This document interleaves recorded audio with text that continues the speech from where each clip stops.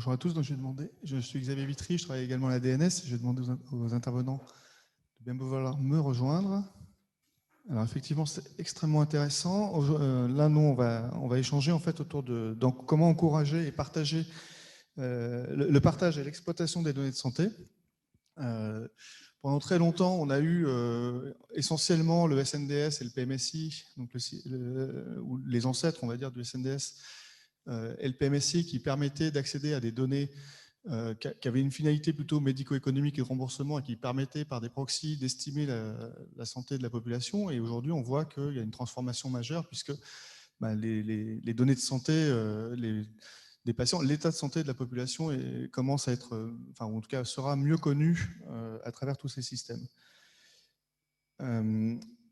Les données de santé en fait font l'objet de convoitises, d'inquiétudes, d'envies, de fantasmes, mais aussi parfois, à la fois elles sont indispensables pour nos parcours de soins individuels, elles font avancer la recherche et la connaissance, elles permettent de prendre des décisions sur l'aménagement du territoire. Et avec nos invités, en fait, nous allons explorer au cours de cette table ronde les intérêts que nous avons collectivement à ouvrir et partager ces données de santé, et sans oublier que tout de même l'immense responsabilité qui nous incombe quant à l'usage qu'en est fait. Donc nos invités, donc Cécile Jaglin-Grimont-Prez, voilà, pardon. Donc vous êtes administratrice du GCS Hugo et DG et directrice générale du CHU d'Angers. Gérard Le Goff donc, représente France Asso Bretagne, les usagers et les malades en fait, en Bretagne. Sahar Bayet Makouei, vous êtes enseignante-chercheuse et directrice du département Métis, méthode quantitative en santé publique à l'école, ici à l'EHESP, et vous travaillez aussi à l'unité INSERM sur la recherche sur les services et management en santé. Et enfin, Alan Rodriguez, vous êtes directeur général de Vitadix. C'est ça? Je ne me trompe pas. Bon. Nous allons commencer donc avec la question suivante. Pouvez-vous, je m'adresse à vous, pouvez-vous nous expliquer en fait en quelques instants la valeur collective que représentent les données de santé au-delà même de la monétisation ou que je pourrais en faire à titre individuel ou de l'intérêt, on va dire, personnel que je peux avoir autour de ces données de santé? Bonjour à tous, merci beaucoup pour cette invitation. Donc pour une société comme la nôtre et pour de manière générale un industriel, les données de santé, c'est le carburant qui va permettre à nos algorithmes de s'améliorer au cours du temps. Donc c'est un élément fondamental. On parle beaucoup d'intelligence artificielle depuis quelques années.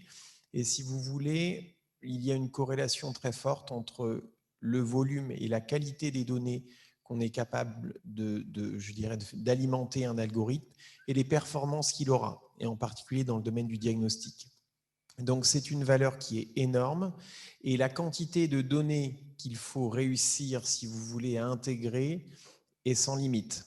Donc il faut vraiment qu'il y ait une logique d'industrialisation de la capacité d'intégrer des données de santé. Ça rejoint toute la problématique qui a été évoquée dans la table ronde, la première. Et le premier point, à mon sens, c'est la capacité de réutilisation. Et je pense que ça, il y a encore beaucoup de choses à faire, mais je pense qu'on en reparlera dans le cadre de cette table ronde. Merci. Justement, à travers quelques projets, quelles pourraient être les applications concrètes que vous faites ou que vous envisagez de faire? Donc là, je vais m'adresser à Madame Jaglin et à Madame Bayat sur, voilà, pour que ces traitements soient utiles à la collectivité, au-delà de cet intérêt individuel qu'on peut tous avoir dans le traitement de nos données, à la fois sur le parcours de soins ou sur la prévention, mais pour dépasser ce cadre individuel. Merci beaucoup. Moi, je voudrais d'abord dire que les données de santé, ce n'est pas un sujet nouveau. Les données de santé, elles existent depuis longtemps, mais ce qui change aujourd'hui, c'est leur dématérialisation. Et je voudrais commencer par dire que l'intégralité des données de santé n'est pas aujourd'hui disponible de façon numérique. Et si je prends l'exemple des établissements de santé, on a des services entiers qui ne sont pas encore aujourd'hui entièrement dotés de dossiers patients informatiques parce que les solutions qui sont proposées par les éditeurs ne permettent pas de remplir toutes les conditions. Je pense notamment aux services de réanimation qui ont besoin de suivre des données en temps réel et qui ne trouvent pas dans les solutions du marché de solutions entièrement satisfaisantes. Donc on a déjà un premier premier travail à finaliser de ce point de vue-là. Et puis on l'évoquait tout à l'heure, les établissements médico-sociaux ne sont pas encore pour la plupart informatisés. Donc on a ce pas à franchir. Donc qu'est-ce que nous faisons, nous, dans le cadre du groupement de coopération sanitaire Hugo, pour apporter notre pierre à l'édifice?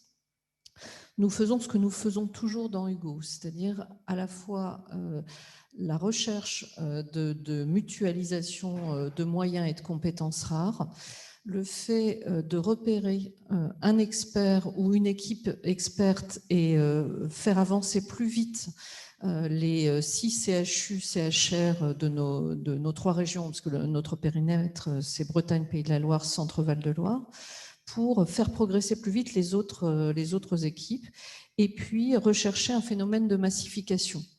Donc, dans ce cadre-là, l'équipe experte, vous la connaissez maintenant, c'est celle de Marc Ugia à Rennes, à qui nous avons confié il y a déjà 6 ans un réseau de compétences, ce qu'on appelle nous un réseau de compétences, c'est-à-dire faire partager son savoir-faire et essayer de faire monter tout le monde en compétences. Donc, on a pris une décision, c'est de maintenir des entrepôts de données de santé, mais utilisant une même technologie et travaillant ensemble sur la standardisation de leurs données à l'échelle de ces 6 établissements, et puis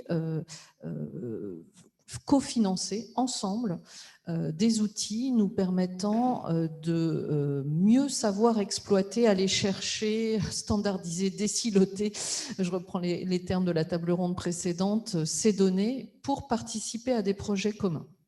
Donc, on est donc 6 ans en arrière et on commence au début de l'année 2022 4 projets de recherche qui ont été sélectionnés dans le cadre d'un appel à projet de 600 000 € dont on s'est doté et qui est financé sur des crédits État, puisque c'est des crédits GIRSI.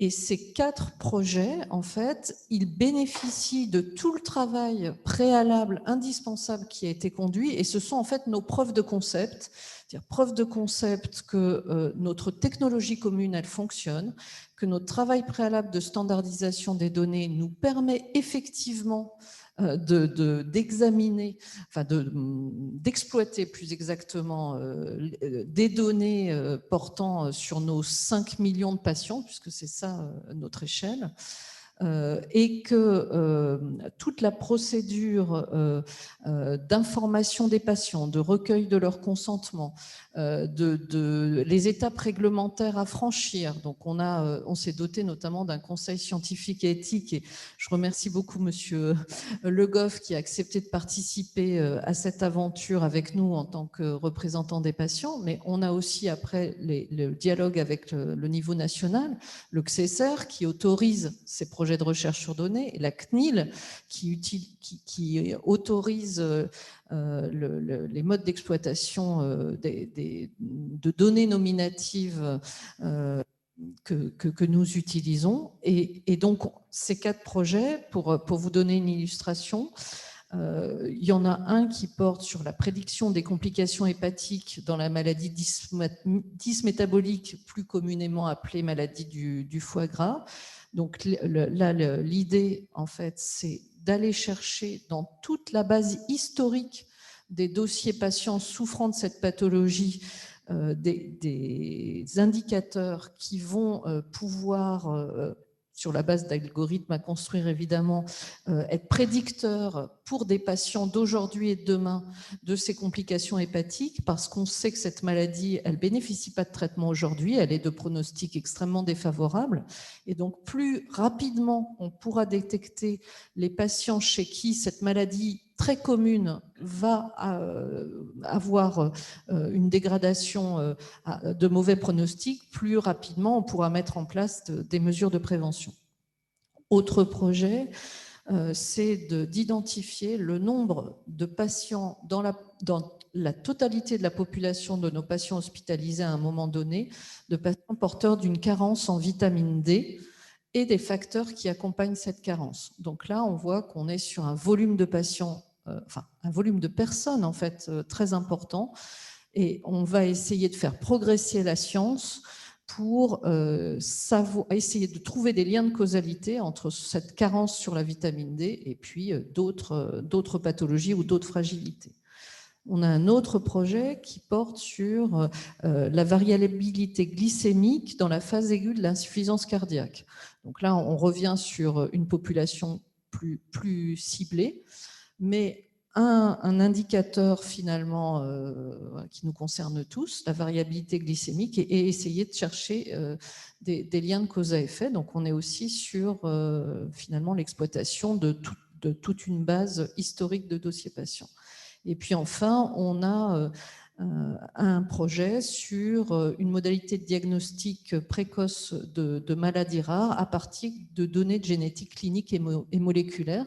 Donc là, on est sur un nombre de patients très restreint, mais une masse de données absolument phénoménale. Et donc, comment on arrive à traiter des données massives avec des outils d'aujourd'hui. Donc, vous voyez, 4 projets, un cheminement lent, parce que tout ça nécessite énormément de travail et énormément de mise en forme, en fait, de sets de données, parce qu'on parle de données comme si c'était quelque chose, voilà, des petites briques de Lego, tout identiques. En fait, on parle de choses extrêmement différentes. Et pour pouvoir conduire des vrais projets de recherche et faire avancer la science, il faut absolument tout un travail voilà, de consolidation.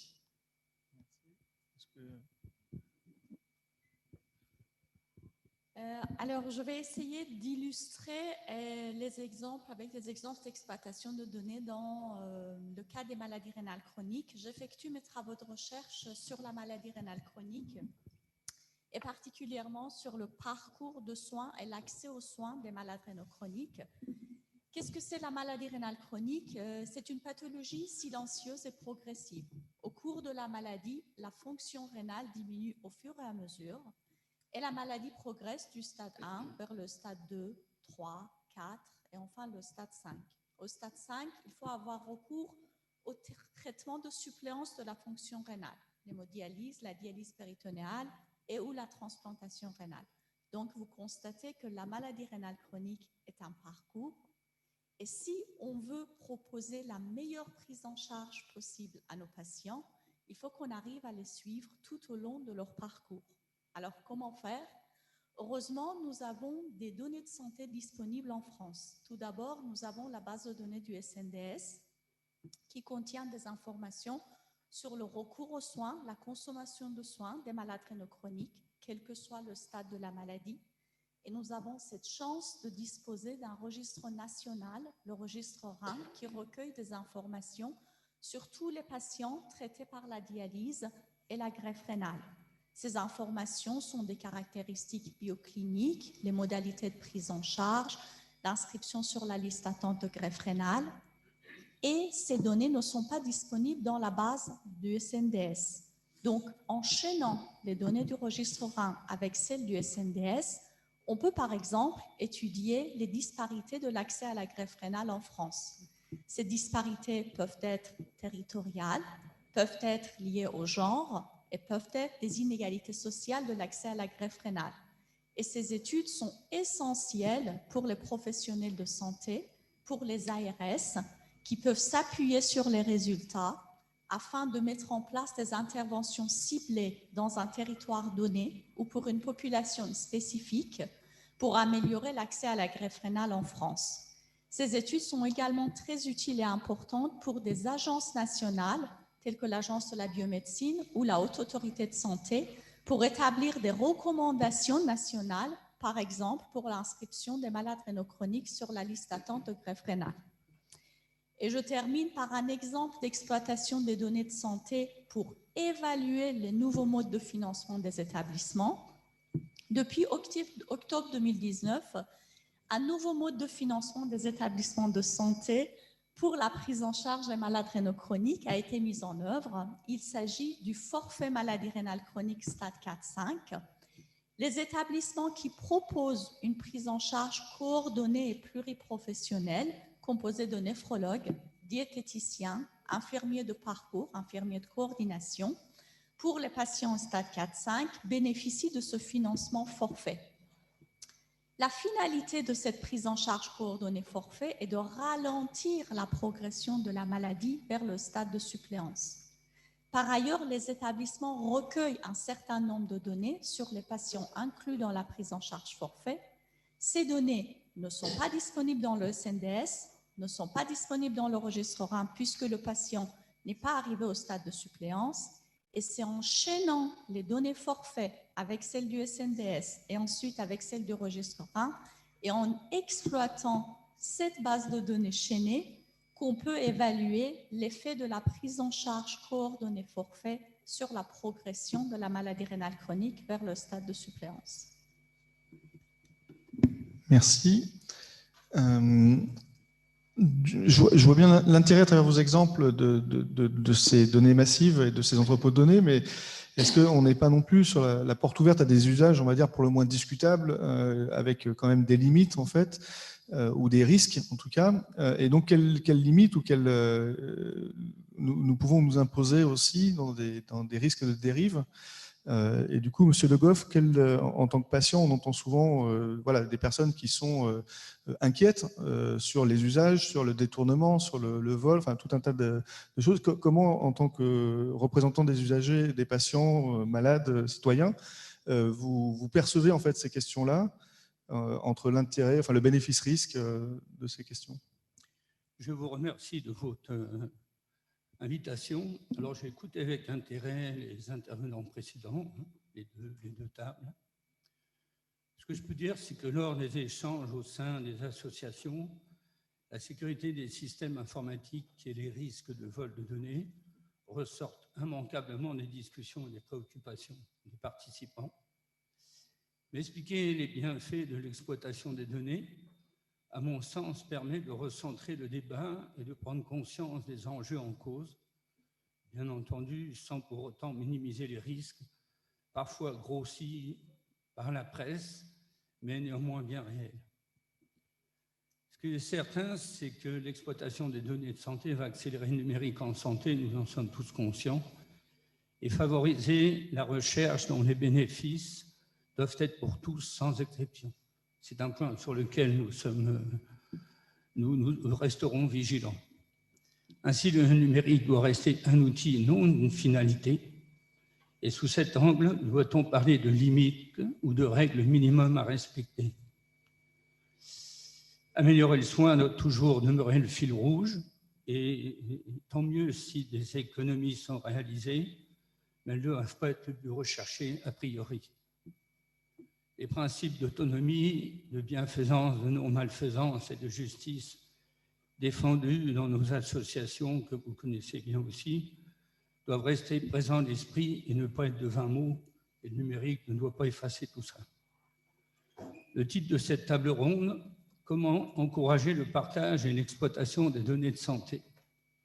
Nous ne pensons pas qu'il existe de recettes miracles, mais tout un ensemble de circonstances et de mesures pour tendre vers ce partage. On parle beaucoup de la confiance des usagers. Très souvent, on l'entend comme condition essentielle pour qu'ils accordent leur consentement à partager leurs données de santé. Mais pour autant, cette confiance n'est pas de droit divin. Ils attendent une réalité, des gages pour l'accorder. Informer les citoyens sur l'utilisation de leurs données est une obligation légale. Mais elle nous apparaît essentielle pour le respect de nos droits et pour préserver la confiance nécessaire entre les donneurs et ceux qui reçoivent. Je reprendrai les propos de Morgan Lemay, qui a très justement rappelé que nous ne sommes pas propriétaires de nos données de santé, mais je citerai le CCNE qui nous en met les titulaires, et à ce titre, nous sommes, je pense, légitimes pour en contrôler la destination et l'utilisation. Dans l'esprit du citoyen, on trouve l'idée que nos données sont convoitées par nombre d'acteurs qui ne sont pas toujours, malheureusement, guidés par un esprit philanthropique. De cette exploitation, notamment à l'égard du secteur privé, va certainement se dégager la notion de percevoir les fruits des dons. Mais il pourrait envisager un encadrement du prix des médicaments, une prise en compte de la valeur de données pourrait être incorporée dans les tarifs pratiqués. Les citoyens sont attachés à l'assurance maladie. Il y a eu beaucoup de recherches sur ce point en raison de son principe de solidarité qui doit être préservé et qui passe nécessairement par le prix des médicaments. Pourrait-on éviter des usages discutables, comme vous l'avez demandé, d'autant qu'ils ne sont pas identiques suivant les personnes? Certaines vont accepter des choses, d'autres non. Sur ce point, nous ne le pensons pas, mais les règles du RGPD, bien appliquées, une attention aux dérives, peuvent limiter ces écarts et laisser la place à une balance bénéfice-risque positive pour la santé et le bien-être de tous. Le recours aux données de santé devra aussi s'attacher aux éventuels biais. On en a malheureusement vu quelques-uns arriver, peut-être pas en France, mais dans d'autres pays, et faire en sorte de prendre en compte la faiblesse du malade afin de superposer inégalité numérique et inégalité de santé. De réels efforts d'information vers les usagers et leurs familles sur l'utilisation des données, mais aussi sur le recours à l'IA, seront nécessaires pour obtenir l'adhésion de citoyens et en quelque sorte écarter la notion de boîte noire qu'a cité Marc Puggia. Nous pensons qu'il est inadmissible d'entendre en cas de problème, c'est de la faute de l'ordinateur. Merci beaucoup. Avant de passer la parole à la salle pour des questions, est-ce que Alan voulait compléter par des exemples ou... Oui, juste pour illustrer un petit peu et pour aller dans le sens de ce que M. Le Goff précisait, ma perception, c'est que parfois il y a un discours où on ne valorise pas assez l'impact positif que le patient peut avoir en transmettant ses données de santé. Le risque, il est très bien perçu par les patients, mais le bénéfice potentiel apporté au système de santé et donc à eux-mêmes, à leur famille et au global, à la population, je pense qu'il est sous-valorisé. Donc il y a forcément, on doit jouer avec deux réglementations assez fortes qui sont le RGPD. Il faut l'accepter, il a des avantages, des inconvénients, et de toute façon, on n'a plus le choix. Donc, il réglemente toute la partie données de santé, et il y a une autre contrainte qui est le nouveau règlement dans le domaine des dispositifs médicaux.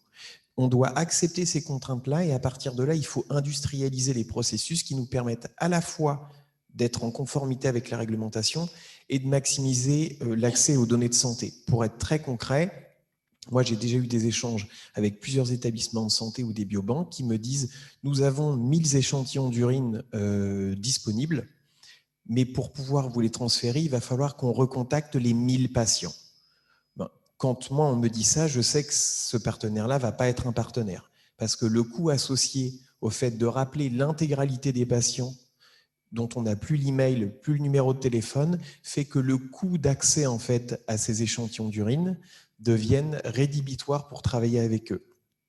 Et ça, c'est juste un petit point de vigilance que je voudrais faire. Nous, on est obligé parfois d'aller travailler aux États-Unis pour aller recueillir ces échantillons d'urine parce que la réglementation est un petit peu plus light et donc le coût au global est plus faible. Donc moi, je préférais donner tout l'investissement de R&D que Vitadix fait à nos établissements français et je pense qu'il y a un vrai enjeu de communication. Pour vous expliquer très simplement ce que nous on fait, on développe une solution de diagnostic précoce du cancer de la vessie à partir d'un échantillon d'urine. Donc c'est non invasif et on vous dit positif, négatif, ce qui permet à votre médecin derrière d'orienter dans le parcours de soins. Et on le fait avec un niveau de performance qui est très important et on fait du traitement de l'image. Donc il nous faut beaucoup d'échantillons d'urine avec des patients qui ont été malades, des patients qui sont sains, et on continue à s'améliorer au cours du temps. Aujourd'hui, on a appris sur 4000 images. Mon souhait, c'est d'apprendre sur 100 000. Donc, ça nous donne un peu de marge pour réussir à trouver tous ces échantillons. Voilà, et je m'arrêterai là. Merci beaucoup. Effectivement, dans tous ces usages de la donnée, de l'intérêt collectif, on a aussi de l'intérêt probablement aussi sur l'aménagement du territoire et les prises de décision à des échelles un peu plus macro, notamment dans les programmes régionaux de santé. Enfin, toute la planification de l'organisation des soins, en fait, s'appuie également sur ces connaissances de l'état de santé de la population. Il ne faut pas non plus le négliger et donc mettre à niveau effectivement les niveaux d'accessibilité à ces données qui permettant, là pour le coup on n'a plus besoin de la donnée nominative ou même pseudonymisée, il faut des choses à une autre échelle, mais qui doivent s'appuyer justement sur ces connaissances individuelles et s'agréger. L'important étant, Mathilde en parlait tout à l'heure, notamment sur la partie Covid, c'était pas tant que les personnes travaillent sur des données d'une qualité exceptionnelle, mais en tout cas que tout le monde travaille sur les mêmes données et avec, on va dire presque, j'ai envie de dire, les mêmes erreurs presque, de façon à ce qu'on ait des analyses partagées et qu'on fasse, quand on fait une montée en qualité de la donnée, qu'elle bénéficie à l'ensemble. Je voudrais juste en fait, vous passer la parole, savoir vous mettre à contribution. Est-ce que vous avez des réactions ou des questions que vous souhaitez poser à nos invités? J'ai une petite question. Marianne. Peut-être ça a été abordé sur cette table ronde pour impliquer davantage le patient citoyen. Il y a aujourd'hui pas mal de dispositifs qui se mettent en place pour le suivi médical des patients, qui est du coup la déclaration qui a été abordée aussi par Morgan Lemay, où on sort finalement de cette collecte de données dans l'hospitalier avec la case à cocher, qui passe aussi du coup par la collecte via plutôt de la médecine de ville, où là il y a possibilité de suivre l'évolution de ces différents symptômes et d'avoir du coup une cohorte de suivi qui peut être très différente de celle qu'on a l'habitude d'avoir. Ces plateformes un peu collaboratives ont été mises en place notamment à la PHP à travers Compare, qui servait à suivre l'évolution des symptômes du Covid. Est-ce que vous, c'est le genre de dispositif côté par exemple GCS auquel vous réfléchissez? Comment est-ce qu'on embarque du coup un certain nombre de citoyens? De quelle manière ils sont représentés? Est-ce que les cohortes sont représentatives? Est-ce que pour la recherche, ça a du sens? Ma question est peut-être un peu longue. Alors, qui souhaite prendre... Je veux bien répondre. En fait, ce qu'on fait à partir d'aujourd'hui et pour l'avenir, il est toujours fait maintenant avec l'état d'esprit selon lequel toute donnée, mais aussi tout échantillon qu'on recueille chez un patient peut avoir une utilité ou un usage pour la recherche et pour une recherche qu'on ne connaît pas encore. Donc, on en informe, je dirais, de manière systématique tous nos patients et on recueille effectivement un consentement relativement général, notamment avec la case à cocher, mais pas seulement, aussi avec beaucoup d'informations qu'on met à disposition sur nos sites Internet. Et j'ai envie de vous dire, monsieur, si vous ne trouvez pas de partenaire, c'est peut-être que vous ne vous adressez pas à des établissements de santé qui sont dotés d'une délégation à la recherche, à la clinique et à l'innovation, parce qu'aujourd'hui, des banques d'échantillons non dotés du consentement préalable et de toutes les informations qui permettent de revenir vers le patient, ça n'existe plus. Ça, en tout cas, tournez-vous vers des établissements dotés d'une DRCI, venez dans le GCS Hugo. Vraiment, parce que voilà, ça n'est plus possible. Alors, moi, je voudrais quand même rajouter une difficulté qui peut être la nôtre, c'est comment dirais-je, l'hétérogénéité de l'information qui est délivrée aux patients aujourd'hui. L'information, elle vient de partout. Il y a celle que donnent nos professionnels de santé et la confiance qu'ils ont besoin en fait de générer dans la relation de soins, qui peut permettre aussi de leur proposer de faire le don finalement de leurs données, de leurs échantillons pour des usages de recherche ultérieurs. Mais ils écoutent aussi toute une série d'autres informations qui viennent notamment par les réseaux sociaux, et donc un certain nombre d'entre eux croient à voilà, des stratégies du complot, des motifs cachés, et ça, on a évidemment une très grande difficulté à les rassurer, à pouvoir apporter des éléments complémentaires. Donc je crois qu'on a tous à notre niveau un rôle très important à jouer, mais en particulier en travaillant avec des représentants des usagers qui sont à la fois des médiateurs, qui peuvent parler avec un langage beaucoup plus accessible que celui que nous avons l'habitude d'utiliser vis-à-vis des patients, mais qui peuvent aussi traduit un certain nombre de craintes ou de conditions. Hein. Moi, j'ai bien entendu et apprécié finalement des conditions que votre association souhaiterait poser vis-à-vis de l'industrie du médicament. Et après tout, pourquoi pas ouvrir aussi ces discussions-là.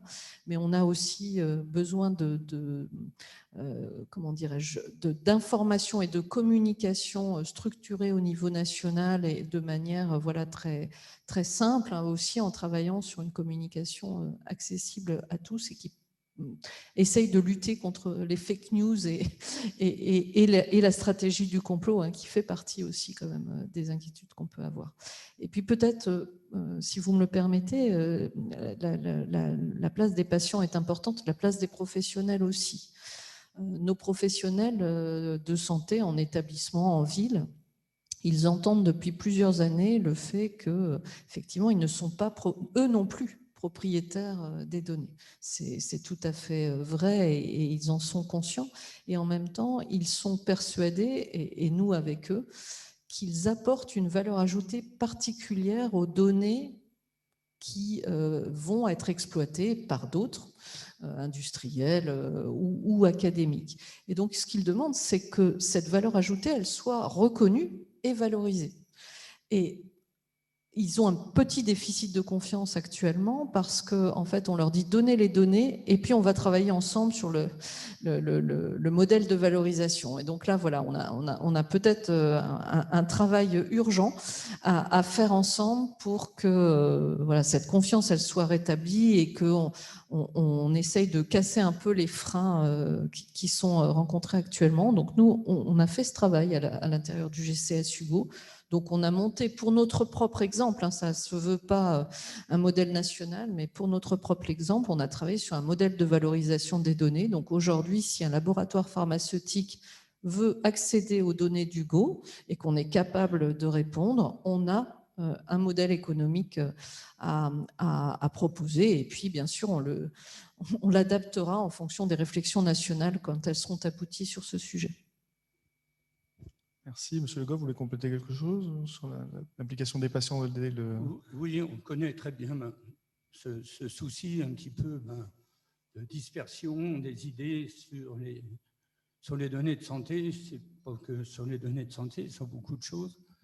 Nous essayons au sein de France Assos Santé de réfléchir sur ces points-là. Nous avons réuni un groupe, alors pas un groupe de travail, mais un groupe de réflexion sur le numérique en santé, où nous essayons de faire des plaidoyers, par exemple sur l'IA, essayer de l'expliquer simplement. Nous avions travaillé avec l'assurance maladie sur le DMP et sur mon espace santé, où il y aura des ambassadeurs. Donc, nous en sommes bien conscients et nous essayons d'avancer quand même au sein des associations. Plusieurs d'entre nous vont dans les AG pour expliquer tous les enjeux du numérique et on espère que ça finira par porter ses fruits. Merci. Oui, la confiance, en fait, hein, elle ne se décrète pas, elle se gagne, je crois. Ça passe par de la transparence, notamment, on a parlé d'intelligence artificielle. Les protocoles de traitement doivent être connus, doivent être pour pouvoir comprendre ce que fait l'intelligence artificielle et pas juste avoir un résultat magique qui tombe. Et voilà, et on doit être capable, ça n'est que de l'aide à la décision et la décision doit quand même rester humaine. Est-ce qu'il y a d'autres interventions ou d'autres questions ou... Oui. Alors, j'ai une question. Moi, je n'ai aucune interrogation sur l'utilisation des données. Alan l'a bien mentionné. De toute façon, elles seront accessibles. Si elles ne sont pas accessibles en France, elles le sont. Elles seront accessibles ailleurs. Donc, les données vont être utilisées, les données anonymes. Je m'intéresse beaucoup plus à la responsabilité induite par cette utilisation des données et par rapport à la relation de confiance entre un professionnel de la santé et son patient. Donc, qu'en sera-t-il dans 10 ans si un professionnel de la santé, ayant accès aux données nominatives d'un patient, n'est pas en mesure de faire un pronostic ou un diagnostic alors que le savoir, il est quelque part? Est-ce que ça va changer les données et l'accès à l'usage qui sera fait des données, non pas par un professionnel de santé, mais par une société qui développerait une méthode de diagnostic et un médecin de santé, un médecin qui ne connaissant pas cette méthode diagnostique, ayant pourtant accès aux données de son patient, ne fait pas le bon diagnostic. Qu'est-ce qui va se passer dans ce cas-là? Est-ce que le patient pourra mettre la responsabilité de son médecin en jeu? Là, on est sur l'inégalité de traitement, enfin, ou l'inégalité d'opportunité de chance, c'est ça pour le patient en fait, en fonction de quelqu'un qui serait équipé et quelqu'un qui ne serait pas. Je ne sais pas si quelqu'un veut... Peut-être le juriste, parce que c'est vraiment une question ouais, de juriste. Je sais pas. Je ne veux pas monopoliser la parole, mais il ne me semble pas qu'il y ait de nouveauté sur cet enjeu-là. C'est-à-dire qu'en fait, un médecin, il doit aujourd'hui, hier et demain, soigner son patient en fonction du dernier état de l'art. Et donc, il doit connaître toutes les méthodes qui sont, par contre, certifiées. Enfin, le mot n'est pas forcément le bon, mais parce qu'aujourd'hui, on a, Morgan le rappelait très bien, on a énormément de liens avec des entreprises qui cherchent à monter des algorithmes. Et ces algorithmes, effectivement, aboutissent à des résultats. Le fait de qualifier ces résultats et de s'assurer que l'outil mathématique n'a pas un biais et que ça permet bien d'aller plus vite vers un diagnostic certain que d'autres méthodes plus artisanales qui existent aujourd'hui, pour l'instant, il n'est pas démontré. Donc moi, je prendrais juste l'exemple de la silver economy. Dans le cadre de la silver economy, on a bien sûr beaucoup d'acteurs économiques qui vendent des solutions ou des objets. Enfin, voilà. Personne ne sait quelle est la valeur et quelle est la fiabilité de ces solutions et de ces objets. Donc il y a au niveau national un dispositif qui s'est mis en place, dont le nom, là, tout de suite m'échappe, mais qui va permettre d'accorder un label de fiabilité. Et une fois que ce label de fiabilité sera mis en place, à ce moment-là, ça intégrera le nouvel état de l'art. Je ne vois pas pourquoi certains professionnels de santé n'utiliseraient pas ce dernier état de l'art, ou alors ils ne seront pas conformes aux règles déontologiques de leur métier. Je vais rebondir là-dessus également. Alors, on n'est pas forcément sur des outils de diagnostic qui vont remplacer les compétences de nos médecins, mais plutôt sur des outils d'aide au diagnostic qui permettraient justement de faire bénéficier aux médecins, aux professionnels de santé, une aide précise sur leur prise en charge. Mais je pense qu'en aucun cas, le but, c'est de remplacer ces compétences-là par des technologies d'intelligence artificielle, d'algorithmes, etc., mais que ça puisse être une aide. Alors effectivement, il y a quand même une obligation des médecins d'être à l'état de l'art, et en matière de responsabilité médicale, c'est ce qui prime quand même. Donc je pense qu'en termes de responsabilité, on n'est pas encore suffisamment avancé dans le futur pour savoir à quel point ces algorithmes et ces outils vont être inclus, incorporés dans nos systèmes de santé et directement dans la prise en charge des patients. Et pour compléter ces éléments, pour moi, il y a deux sujets. Il y a le sujet de l'accessibilité, il y a le sujet de la responsabilité. Pour le sujet de l'accessibilité, un des points limitants dans les faits, c'est la prise en charge financière. Donc, la plupart des nouvelles solutions ne sont pas prises en charge par le système de santé. Et donc là, il y a une inégalité par rapport en fait aux capacités de paiement individuelles des patients. Ça, c'est quand même un sujet qu'il faut garder en tête, mais c'est le cas pour toutes les solutions innovantes et pas que les solutions avec de l'IA. Le deuxième sujet, au niveau de la responsabilité, je rejoins ce qui vient d'être dit. Les solutions, en particulier en Europe, il se passe des choses un peu différentes aux États-Unis, mais on n'est pas là pour remplacer le médecin. On est un outil de plus pour que le praticien puisse poser un diagnostic ou réaliser son traitement. Il faut bien garder en tête que quasiment aucune solution n'est parfaite. Donc, le médecin, il est déjà habitué à devoir faire des arbitrages par rapport à différentes sources d'informations qui ont toutes leurs imperfections. Et l'objectif, c'est de rajouter des solutions qui soient le plus parfaites possible, mais qui ne sont pas parfaites. Donc, quand il y a ce qu'on pourrait appeler une erreur diagnostique, si vous voulez, il y a le diagnostic. On va évidemment regarder en détail, est-ce que la solution diagnostique elle était bien marquée selon la réglementation? Est-ce qu'il y a eu des essais cliniques de fait, etc., etc. Et de toute façon, une solution qui n'a pas eu toutes ces validations n'est pas censée pouvoir être commercialisée. Est-ce que la Commission européenne va regarder? Elle va nous dire, vous avez fait un essai, il vous a donné telle performance. eh bien, ils vont nous dire « Vérifiez au cours du temps que vous observez dans l'utilisation quotidienne de votre solution des performances qui sont équivalentes. » Mais il n'y a pas de remplacement de médecins et je pense qu'on est loin de voir venir ça en Europe. Il y a d'autres dynamiques aux États-Unis. Merci. Je vais faire le relais, le porte-voix d'une question sur le chat. Pardon, il y a Marc, je crois, qui voulait intervenir. J'ai vu tout à l'heure. Très rapidement, pour compléter ces propos, c'est l'enjeu vraiment de l'évaluation de ces dispositifs médicaux qui embarquent des algorithmes. Et de la même manière qu'on teste une efficacité d'un médicament avec un essai clinique, eh bien, il faut mettre en place des méthodologies d'évaluation. Et donc, on a des instruments de cette nature. Hein. On a un REM qui s'appelle un CIC-IT et qui, justement, vise à évaluer de manière très précise et très rigoureuse le bénéfice-risque de ces dispositifs. Et donc, il y a aussi un enjeu aussi de généralisation de cette approche, de tiers-lieu d'expérimentation, sur lequel on retrouve ces logiques multidisciplinaires d'expertise aussi clinique et d'évaluation au lit du patient. Donc, ça me semble très important de rappeler que les établissements ne sont pas uniquement producteurs de la donnée, mais aussi sont là pour évaluer de manière très, très précise ces dispositifs. Merci.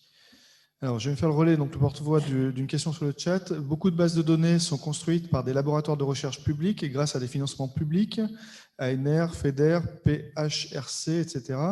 Pourtant, l'accès à ces données reste compliqué, parfois sans raison valable. N'y a-t-il pas un effort à faire sur ce sujet de la part des établissements publics ? Sans aucun doute, mais nous le faisons. Simplement, comme j'ai essayé de l'expliquer tout à l'heure, c'est pas on ouvre la porte et les données sont disponibles, il faut qu'on se mette en ordre de marche pour les rendre exploitables par d'autres que par nous et de manière comparable et interopérable. Donc voilà. Et moi, je voudrais donner un chiffre parce que là, finalement, on parle de choses qui... Effectivement, il y a des financements PHRC, mais par exemple, le financement PHRC ou les financements de laboratoires de recherche, ils financent des projets de recherche, donc ils financent de l'exploitation. Un entrepôt de données de santé, nous, on le voit très bien à l'échelle d'Hugo, c'est environ 2 millions d'euros. C'est 2 millions d'euros d'investissement qui ne sont pas d'un claquement de doigts, qui permettent d'acheter des serveurs parce qu'il faut les conserver, toutes ces données, et ça prend énormément d'espace. C'est des calculateurs, c'est des connecteurs pour aller chercher la donnée là où elle se situe dans le système d'information hospitalier qui est fait d'une multitude de logiciels. C'est plus de 150 logiciels, un système d'information hospitalier aujourd'hui. Il faut les désiloter. Donc voilà, tout ça, c'est donc 2 millions d'euros d'investissement. C'est pas financé ça par les financements de projets de recherche. Et c'est bien ce qu'on attend de l'appel à projet entrepôt données de santé que l'État va lancer très prochainement, d'après les informations que nous avons. Et puis ensuite, il y a l'exploitation de l'entrepôt de données de santé. Et ça, on est sur une dépense annuelle plutôt située entre 500 et 1 million d'euros donnés selon la taille de l'établissement et selon le degré de mutualisation qu'on a mis en œuvre. Et donc, l'exemple d'Hugo que je donnais, c'est justement ça. C'est-à-dire qu'on estime que peut-être avec 500 000 euros d'exploitation, chacun des CHU peut finalement faire tourner son entrepôt de données de santé, et que si on arrive au niveau interrégional à mutualiser des compétences expertes et notamment le travail sur tous les outils de fouille et d'exploitation des données, eh bien on minimisera le coût pour la société. En 2 mots alors. Non, juste pour aller dans votre sens, en fait, il y a eu historiquement, les industriels venaient voir les hôpitaux et ils n'avaient pas envie d'avoir un modèle, en fait, ils n'avaient pas envie de rémunérer la donnée. Donc, il faut aussi remettre le cadre. Aujourd'hui, je pense que maintenant, tout le monde a conscience de la valeur de la donnée. Il y a effectivement un petit problème d'homogénéité de modèle économique, mais il y a des sujets, on en parle depuis quelques années, il y a beaucoup de travaux sur ce sujet-là, mais dans les faits, il y a un process réglementaire, un process financier. Si jamais les données, elles sont disponibles et qu'il y a une autorisation de les mettre à disposition, ça fonctionne. Par contre, si vous allez voir un établissement de santé, vous voulez les donner, vous ne voulez pas le rémunérer, l'hôpital, il investit pour des choses qui sont hors du soin, il lui faut un modèle économique rentable. Donc, voilà. On peut même élargir aussi la question aux opérateurs privés qui produisent de la donnée sur la base des données publiques et qui aussi pourraient avoir une boucle rétroactive positive pour le bien commun. Je vais prendre une dernière question dans la salle. Question courte, réponse courte pour respecter le timing, s'il vous plaît. Oui, bonjour. C'est peut-être plus une question pour Morgan, le juriste. C'est quoi l'état de l'art sur l'obligation de récupération du consentement des données de santé auprès du patient et l'obligation de l'information? Est-ce que c'est un blanc-seing avec une case à cocher? Est-ce que c'est beaucoup plus complexe? Est-ce qu'en fonction de la façon dont est utilisée l'information, il faut redemander le consentement? Est-ce que vous pouvez apporter quelques précisions là-dessus? La question était courte, je pense que la réponse va être complexe. Je vais essayer de faire court quand même. Tout dépend du projet. Voilà, il y a une information qui doit être donnée. Comment ? Ça commence bien. D'accord. Si ça dépend. Oui, non, mais bien sûr, mais tout dépend si on est sur un projet de recherche, si on est sur un projet innovant, si c'est sur la constitution d'un entrepôt de données de santé. Il faut savoir que sur le traitement de données à caractère personnel, le RGPD, en fait, il est assez strict dans ses dispositions. Donc, vous avez un article 13 qui vous dit, quand vous traitez les données à caractère personnel d'une personne pour une certaine finalité, il faut l'informer sur certaines informations. Donc, quelles sont les finalités du traitement, la durée de conservation, quelle personne va avoir accès à ces données-là, qui est le responsable de traitement, est-ce qu'il y a des sous-traitants qui vont potentiellement avoir accès à ces données-là aussi.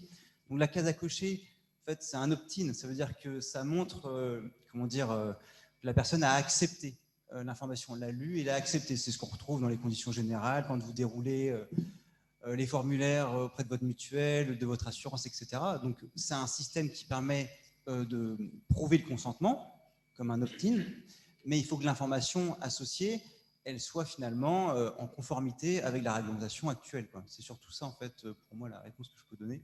Mais après, tout dépend, il faut le contextualiser aussi par rapport à la finalité du traitement qui est mis en œuvre. Voilà. Merci beaucoup. Alors, on pourrait y passer des heures. En tout cas, moi, personnellement, je serais hyper intéressé pour y passer l'après-midi. Malheureusement, on ne va pas pouvoir le faire. Ce que je vais inviter M. Le Goff à conclure cette table ronde. Ça me semblait important de confier la conclusion aux représentants des patients. Voilà, on traite nos données. Nous sommes aussi patients, citoyens. Et voilà, notre représentant, je vous invite à apporter une conclusion à cette table ronde. Alors, vous me posez la question du potentiel de partage des données de santé. Bien entendu, nous le voyons gigantesque et que dans les années à venir, peut-être les décennies, j'ai entendu tout à l'heure, l'exploitation de ces données apporteront, nous l'espérons, des réponses à des pathologies lourdes et à des maladies rares que nous avons dans nos associations qui ont tant besoin de ces informations dispersées dans les hôpitaux français ou européens. Et je préciserai sur ce point, l'espace européen des données de santé pourrait nous fournir une aide significative. Bien sûr, comme déjà exprimé, les risques existent, mais nous devons accorder notre confiance à la sécurité des systèmes informatiques, tout en étant conscients des convoitises, et nos associations resteront vigilantes dans les différentes structures où elles interviennent. Pour conclure, je vais me référer aux assises citoyennes de numérique en santé organisées le 19 novembre 2020, d'où il ressortait que les Français ont fortement exprimé qu'ils réclament une éthique du numérique et souhaitent, outre la sécurité de leurs données de santé, que le numérique en santé soit égalitaire et ne laisse personne sur le bord du chemin. S'agissant d'une éthique du numérique, les efforts français vont dans le bon sens, ainsi que la vision éthique portée au niveau européen. Et enfin, pour terminer, j'emprunterai les propos d'un membre du CSE Hugo, le professeur Pierre-Antoine Gouraud, avec son accord, qui résume « La situation et tout l'intérêt du partage des informations de santé par ces mots, La donnée enregistrée pour le soin de chaque patient peut être utilisée au bénéfice de tous, ce qu'il qualifie d'un nouveau niveau de solidarité entre patients. Eh bien, merci beaucoup. Donc, ça conclura notre table ronde. Merci à tous les quatre pour vos interventions. Merci à nos intervenants précédents. Voilà, je pense qu'on aurait pu continuer très longtemps et malheureusement le temps nous presse. Alors, ne croyez pas que je suis en train de jouer à un jeu vidéo sur mon téléphone. Je suis en train de prendre les consignes de mes collègues là-dessus. Donc, là, je vais passer la parole à Caroline Legland qui va nous parler des entrepôts de données de santé. Donc, Caroline travaille à la DGOS comme chef de bureau, direction de la performance.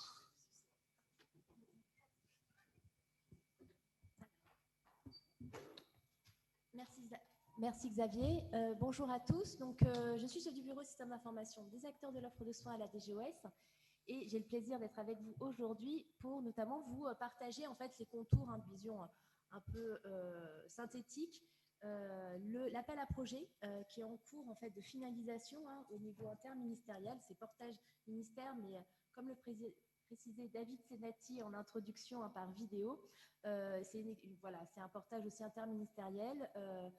Et là, ce qu'on porte dans le cadre de la stratégie accélération santé numérique, c'est un appel à projet pour renforcer, favoriser la création d'entrepôts de données de santé hospitaliers pour les 3 prochaines années. Et donc, on voit par rapport aux différents enjeux, aux échanges et tables rondes, qu'il est important aussi d'accompagner la mise en place de ces entrepôts de données de santé, structurer, renforcer les établissements de santé et encadrer aussi la production, la mise en qualité et le partage des données de santé. Donc, c'est ce qu'on souhaite à travers cet appel à projet. Donc, en cours de finalisation, donc le cahier des charges est co-rédigé en interministériel et il y aura un portage des financements à la fois par le ministère de la Santé, donc là, côté des GOS, donc le bureau qui est en charge des financements, donc ONDAM, et des financements PIA avec un portage via BPI France.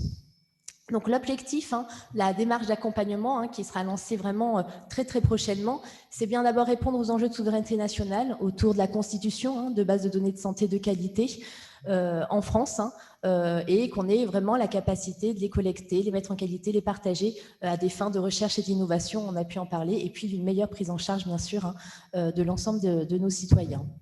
Donc l'objectif, c'est bien accompagner un réseau, en tout cas mailler le territoire avec des entrepôts de données de santé de qualité, de taille critique, et qui puissent aussi alimenter des projets de recherche et d'innovation à leur niveau, mais également le niveau national via le Health Data Hub.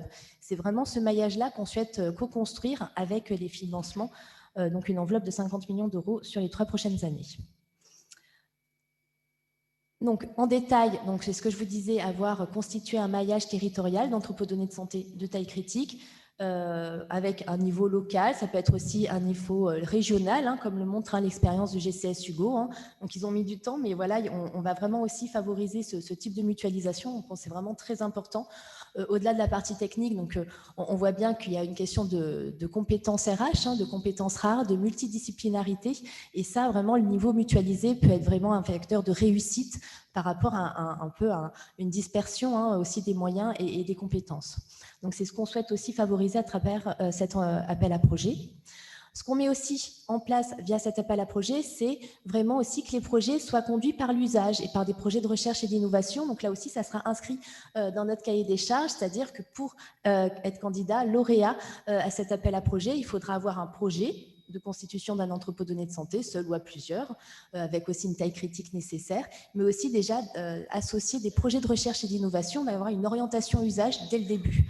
Avec un lancement aussi des projets qui pourra se faire durant la période d'accompagnement de 3 ans. On ne demande pas que les projets soient terminés. D'ici 3 ans, on voit que c'est des projets qui sont longs, qui mettent du temps, mais au moins qu'ils soient lancés et que dès le début, le projet ou le projet de renforcement de l'entrepôt de données de santé soit vraiment piloté aussi par les usages. C'est vraiment essentiel et on a pu le partager à travers aussi les intervenants de la table ronde.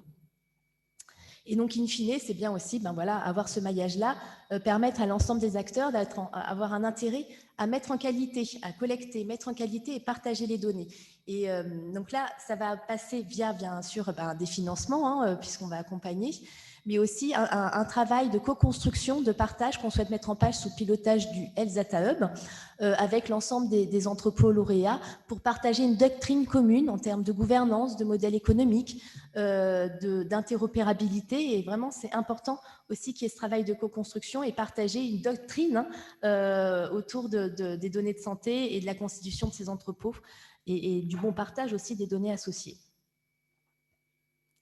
Donc, en pratique, donc les structures éligibles à cet appel à projet seront les établissements de santé, publics, privés et GCS, parce que voilà, il y a cette vision mutualisation. On cible une vingtaine d'EDS accompagnés sur 3 ans, avec une enveloppe de 50 millions d'euros, donc répartition ONDAM 20 millions et PIA 30 millions.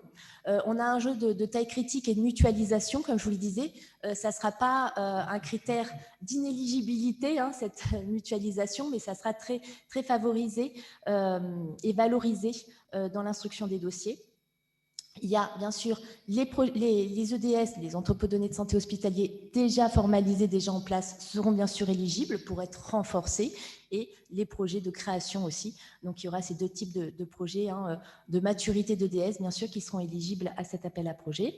Une orientation usage force, ce que je vous disais, il faut une orientation usage avec des projets de recherche et d'innovation à minima 3 qui devront être lancés au cours de la période d'accompagnement de 3 ans, et qui devront à minima impliquer des partenaires extérieurs à l'établissement de santé sur un projet de recherche. En tout cas, c'est ce qu'on a fixé pour avoir ce décloisonnement aussi, et on va dire l'association de l'écosystème à l'établissement de santé ou au groupement d'établissements de santé autour de ce projet.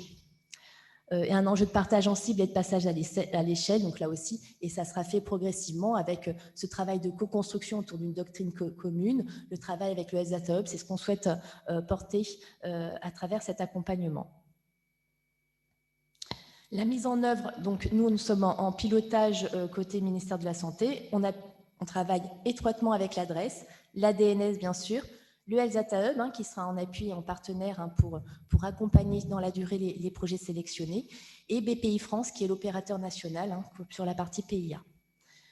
L'objectif, alors, en termes de calendrier, c'est d'avoir des premiers résultats et rétex sous 40 mois pour avoir après un modèle qu'on puisse pérenniser dans le temps. L'objectif, c'est pas on a ces financements, 50 millions, qui vont pouvoir financer l'investissement, le lancement, un petit peu de run, mais il faut avoir un modèle aussi économique viable dans la durée. C'est ce qu'on souhaite construire et avoir en résultat d'ici 2024-2025 pour pouvoir poursuivre cet accompagnement et pérenniser ces entrepôts de données de santé. Le lancement du premier appel à projet, on va dire la première fenêtre des dépôts, est prévu très rapidement. Donc là, on espère dans les prochains jours, semaines, en tout cas d'ici la fin du mois de juin, tout début juillet, pour permettre d'avoir des premiers projets sélectionnés à la fin de l'année.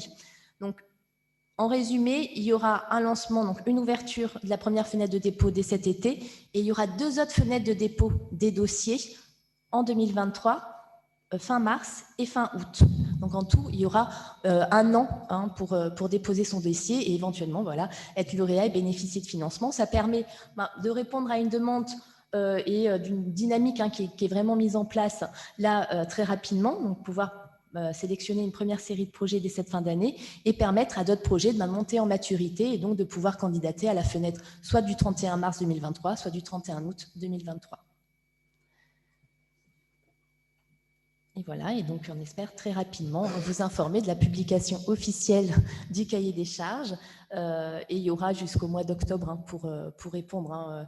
Donc voilà, laissez quand même au moins 3 mois pour répondre aux établissements, parce que c'est des projets assez lourds à monter, on en a bien conscience.